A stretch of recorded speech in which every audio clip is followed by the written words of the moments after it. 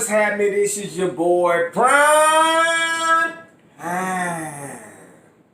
Back with another one. So listen, today, what I want to talk about today is I want to talk about you. I want to talk about you. Are you going to take that vaccine? Because I sure the hell not. I can guarantee you that I'm not going to be taking the vaccine. Now, I admit, I might be a little bit of an anti-vaxxer. Might have a little smidget of I ain't about to get vaccinated in my system. So, I want to know from you, are you one of those folks? Are you like me? Or are you going to take the vaccination with no problems? And the reason why I'm even bringing it up because, and I got this information from basically GridWise, but you can also research this all kind of places, okay? So basically Uber, on December the 3rd, they sent a letter to the CDC. And if you don't know what the CDC is, it is the Center of Disease and Prevention. Shouldn't that be CDP? But I don't know. That ain't none of my business, but whatever. We're going to just go ahead and we're going to call them what they call themselves, the CDC. Okay. Whatever. So anyway, in this letter, Uber has proposed that they should consider Uber drivers and delivery partners essential. Remember that word essential? Remember back in March when everybody was saying you was an essential worker? Well, it's bad. You are now an essential worker again. Or at least that's what Uber is trying to push. So by pushing this narrative, or whatever you want to call it, that we are an essential worker, they could basically push you to the front of the line to get a vaccination shot. So essentially, after, medical and healthcare workers and stuff like that, and elderly people, I guess, you would be somewhere on that list of people that should be vaccinated right away. Now, the question is that I asked, I already posed this question, are you going to get the shot? Now, let me explain to anybody who wants to know why I even said I wasn't getting the vaccination. Well, the last time I got vaccinated, I got the flu shot. Now, a lot of people, and this has been going on, it's been widespread of, well, this whole COVID thing is basically like the flu. Well, it's really not, because if you want to do numbers, you want to look at numbers. The flu hardly ever kills anybody for real. Like, I mean, do people die from the flu every year? Yes. But the numbers that we're seeing as far as deaths outweighs the flu by a lot when it comes to COVID-19. It's not even on the same level. Not to mention, COVID, it doesn't have a season. Right now is a season. I mean, it literally, it goes, from the time you wake up, from the time you go to sleep, you got to worry about COVID. Like, COVID is COVID, okay? It is its own thing. It don't have a little time where it's just like, well, we're going to stop giving people COVID today. Nah, it's still, people still dying. I hear a lot of talk about the 1% deaths. Well, let me explain to you, good people. If you take 1% death, right, and that day, let's say in the day that 2,000 people die in a single day, which is what the trend has been so far, you okay with 2,000 people dying every day? Because that's only 1% of the people that catch it and the people that survive it. So you okay with that? you got to ask yourself, because if you are saying that 1% is a good number when it's 2,000 people, what if one of those 2,000 people was your people, huh? Wouldn't that constitute some sort of urgency? Wouldn't that constitute some sort of urgency for you? Now let's be real. If that's your mother, if that's your auntie, that's your uncle, that's your brother, that's your sister, hell, if it's you, wouldn't that constitute for some urgency? Yes, I'm pretty sure it would. And what makes me so mad is when people say, well, I don't know anybody that have died from it. So just because you don't know anybody who died from a heart attack, you don't believe that people actually have heart attacks? And then I also hear people say, well, you know what I'm saying?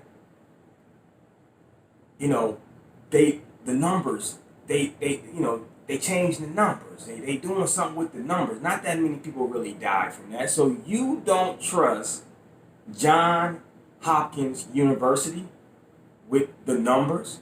Because that's where the numbers are coming from. Those are the people that's doing the math. You know what I'm saying? That is the people. That is the organization in charge, or so to speak, in charge of accounting for the number that we're seeing, the deaths, the people that survive it, the people that catch it. Like these are the people that have been tapped on the head to say, you tell us what the numbers look like. Your job is to look into these numbers daily, every day, all day. And so my thing about that is, so when you send your kids to medical school, or however they get there, they go to medical school. Let's say Johns Hopkins says, we want you in our hospital. What are you going to say? If you're one of those fools that don't believe the numbers, are you going to tell your kids, hey, don't go to Johns Hopkins? Why, Dad? Well, I don't really, they be lying about the numbers. Really? You're not going to say that. You're going to be like, congratulations, that's a great school. It is. Johns Hopkins University is one of the top, if not the best, medical school in the country. So let's be real. Let's keep it real. You feel me? Because I promise you, if we go on believing the nonsense we have, we're going to be dealing with COVID for a while. Now, that brings me full circle. It brings me full circle right back to what the story that we were talking about. And I know I went on a tangent, but are you going to take the vaccination? Well, I don't want to, because number one, I done heard some stuff. I heard some stuff yesterday from a family member, and reason why they wouldn't take it. Now, I remember listening to that, and I was just like, yeah, I don't know about that, man. You know what I'm saying? To me, when you start hearing so much stuff that's so outrageous and bogus, you automatically, if you like me, and you've been noticing how much misinformation is out on these streets, out on these airwaves, in blogs, it's everywhere. You start to just get numb to it. So, one of my family members said something about it was fetus eggs in it and all that. I don't know. Honestly, I haven't done that much research into the vaccination, the actual whatever the chemical compound that goes into that vaccine. I don't know that yet. But what I do know is when the last time I took a vaccination shot, I got sick. And I felt so sick that I thought I was about to die from the flu. I didn't. Thank God I didn't die, but guess what? I thought I was. And for that reason alone, that is the sole reason why I personally will not take a vaccination shot. Now, what I'm telling you is to do your homework. I'm not asking you to do what I'm telling you to do. I'm not telling you that it's fetus blood or head pick blood, and I don't know what's in there. But one thing I do know is that number one, this whole vaccine thing has been politicized too bad. Too bad. It's been the worst. So I'm a little skeptical about that. I'm always going to be skeptical about vaccines because, like I just said, the last time I took any sort of vaccine, I became ill, quite ill, to the point where I thought that it might be over for me. So I don't like that feeling. So I don't want to. I'm not going to go back and listen. The last time I took a flu shot, that was the last time I took a flu shot. Haven't taken a flu shot since, and I haven't gotten the flu. So I feel like I could dodge COVID for 30 years. Like I dodged the flu for 30 some years. Or close to 30 some years. I dodged it.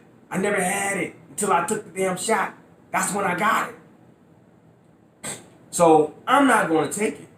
And I'm not going to sit up here and make up any bad things about the flu. I think everybody that want to take the flu shot should take the flu shot. I think you should. I think you should just find out exactly which one is right for you, because I also have a third thing that I believe in when it comes to vaccine. I always, first and foremost, if you're doing any type of homework on the political atmosphere right now, you can see that it is a lot going on. It's a lot going on. You got the president, your president. You got your president out here threatening the FDA commissioner to put stuff out there and do all this. Rushing him. Like, I don't like that. The FDA is supposed to be the best at what they do in the world, and now we're in the CDC, and you putting so much pressure on these guys to just put something out there, just so you can say you got something out there, because it cannot be about people's health. Because if it was about people's health, let me show you something. You would have put a mask on your face when they first told you to do it. If it was about health and health alone. You know what I'm saying? So, being a black man especially, we have been euthanized. Listen, they have done some things to black people through the medical system to euthanize us, to basically keep us down to, Down syndrome babies, and you know what I'm saying? And a lot of times they would even diagnose black children with all these different, diseases that basically mean you retarded and stuff like that. And then come to find out this guy's a superstar, rock star, smart dude that do not need any of these medicines that just make you like this. It make you kind of slow, moving sluggish and all that. So as a black man, and I know there's going to be some people out here that's going to be like, oh, you had to bring the black stuff up, huh? Well, yeah, because it's true. If you ask any black person, I promise you, if you ask them about a vaccine and you talk about it long enough, eventually he going to say, well, I don't know, man. They've been lightweight, giving us stuff, making us sick and doing us wrong for a while. Like, why would I trust the system? Why would I trust that system? So, when you have been mistreated as a people, as much as I think black people have, when it comes to anything, we're not like the first that's going. If you notice, like even with the when they were testing and trying to get the trials going or whatever, they couldn't get no black people to do it hardly. You know why? Because black people don't want to be the damn guinea pig. I'm sorry, white America. I mean, y'all want me to say sorry to you? Well, I mean, I apologize. I apologize that we don't trust y'all that much. Okay? But I shouldn't have to. You know why I shouldn't have to apologize? Because at the end of the day, white America, you have created this doubt that black people have. Like, we don't have disdain for white people. I don't think. I think the issue that we have is we just simply don't trust white America. Like, we don't trust your word. Your word means nothing to the average black person. Because, you know, I could take my car somewhere and you may tell me something about that, and maybe you really don't want to fix my car. I don't know. So I don't always have a lot of trust for you when you say something to me, even though I know I'm paying you for the service. I'm ingratiating you by even bringing my car to you. But guess what? It's something in the back of my mind. I think it's the old Mandala Gala, whatever back here. I don't know what it's called. And I'm pretty sure I messed up the pronunciation. But the Dula Gala Bala, whatever it's called, right? Whatever that part of the brain is back there, or whatever part of the brain that where thought, you know, is held there in place, that part of the brain is always telling me, I don't know, Prime, I wouldn't trust that, because that is what it is to be black in America. That is the feeling that it is. The feeling is that you can't trust everything you see or read or even be told. And I have met some black people that have been the kind of black people that, you know, they hear stuff, make-believe stuff, I might add, like stuff that just don't make sense, but they hear it and they believe it. And I'm here to tell you right now, people, that you cannot believe everything you hear, see, or even be told. Because right now we live in a campaign of misinformation. It's a campaign out there. It's on Facebook. It's on all different platforms of social media. It's out there. And guess what? When you get out there and you see all of the misinformation that's out there, and you really have an umbrella of understanding of what is happening, then you, my friend, will then understand exactly what the misinformation is for. The misinformation is to inform you on something that has no relevance at all, and this is what it's going to do to you. It's going to do more harm than good. That is the purpose of the misinformation campaign that is taking place in 2020. Now, I'm going to leave that link in the description below, so go ahead and check it out. Let me know what you think about that. But I did want to end it off by saying, you know, I'm a married man now, happy. And if you see my shirt, like my shirt, trophy husband, yeah, that's me right there, man. That is me, man. You hear me? You know? That coffee on point too. But anyway, leave me go ahead and check the link out. Leave some messages. Let me know what you think, man. Like, push that like button now. Smash it up now. It always helps out to get them likes out there, okay? And with that being said, my name is Prime, and that's been my time. Y'all have a good time. I'm out.